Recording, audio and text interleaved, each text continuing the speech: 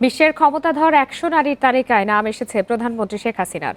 যুক্তরাষ্ট্রের প্রখ্যাত সাময়িকী ফোর্বস এই তালিকা প্রকাশ করেছে। মঙ্গলবার প্রকাশিত এই তালিকায় শেখ হাসিনাকে ৩৯তম স্থানে রাখা হয়েছে।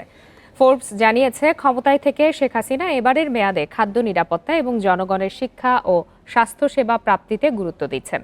পাশাপাশি শেখ হাসিনার অবিরাম সংগ্রাম বাংলাদেশকে গণতন্ত্রে একটি শক্ত ভিত্তি দিয়ে যাচ্ছে বলেও উল্লেখ করা হয়। টানা দশমবারের মতো এ তালিকায় শীর্ষস্থানে আছেন জার্মান চ্যান্সেলর অ্যাঙ্গেলা মের্কেল। আর টানা দ্বিতীয়বারের মতো দ্বিতীয় অবস্থানে আছেন ইউরোপীয় কেন্দ্রীয় ব্যাংকের প্রধান ক্রিস্টিন লাগার্ড। ফোর্বসের এই বার্ষিক তালিকায় এবার ৩০টি দেশের বিভিন্ন বয়সী নারীদের নাম এসেছে। তাদের মধ্যে রাষ্ট্র বা সরকার প্রধান আছেন ১০ জন, ৩৮ জন বিভিন্ন কোম্পানির সিইও। বিনোদন জগতের ৫ জনও এসেছেন ক্ষমতাধর নারীদের এই তালিকায়। এবারই প্রথম বিশ্বের ক্ষমতাধর নারীদের এই তালিকায় যুক্তরাষ্ট্রের ভাইস প্রেসিডেন্ট পদে নির্বাচিত কমলা হ্যারিসের নাম এসেছে। প্রথমবারই তিনি আছেন তৃতীয় স্থানে।